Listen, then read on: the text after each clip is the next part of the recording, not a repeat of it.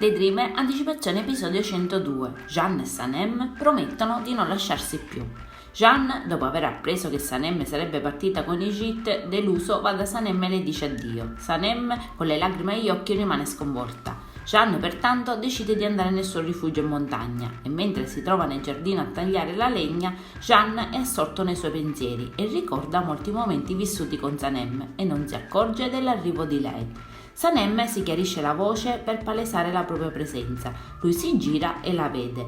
Le chiede cosa stia facendo lì, lei invece gli dice di prenderla e con una rincorsa gli salta addosso a cavalcioni.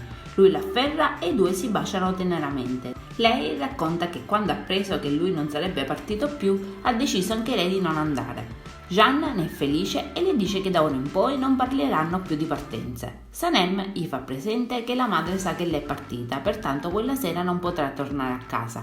Jeanne la rassicura che sarà sua ospite. Intanto Ijit chiama Pauline e la allerta del fatto che Sanem non è più partita. Ha trovato delle scuse e se n'è andata. Pauline è sicura che la rivale sia andata da Jeanne. Yuma le dice che non può permettere a una ragazza di quartiere di avere la meglio su di lei, ma ora Pauline non è più così sicura di voler continuare a combattere per Jeanne.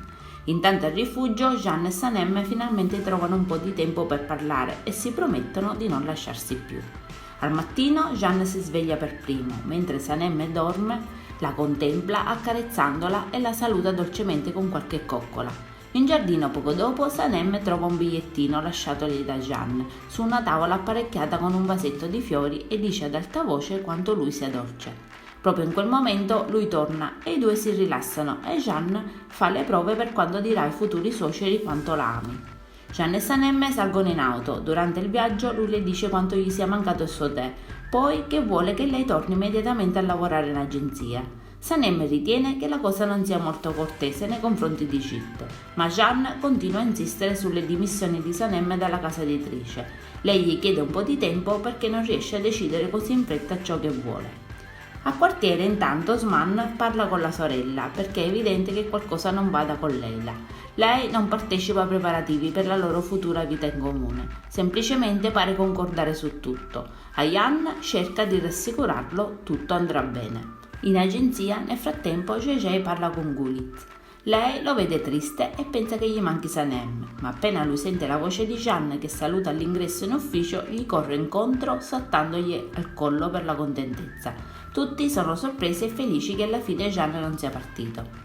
Intanto Sanem raggiunge Leila alla casa editrice. Lei vorrebbe chiamare Ijit, ma Leila le dice di non farlo perché anche lui non è partito. Poco dopo lui arriva e dice alla ragazza che ha una sorpresa per lei e ha preparato un accordo da firmare. Sanem gli dice che ha bisogno di confrontarsi con Jeanne prima di acconsentire, dato che loro due stanno di nuovo insieme. Ijit la rassicura dicendo che l'importante è che lei sia felice. Sanem si reca in agenzia e si imbatte in Yuma. La donna, senza alcun pudore, le fa domande sul riavvicinamento con Jeanne e dice alla ragazza che dovrebbe pensare alla sua carriera.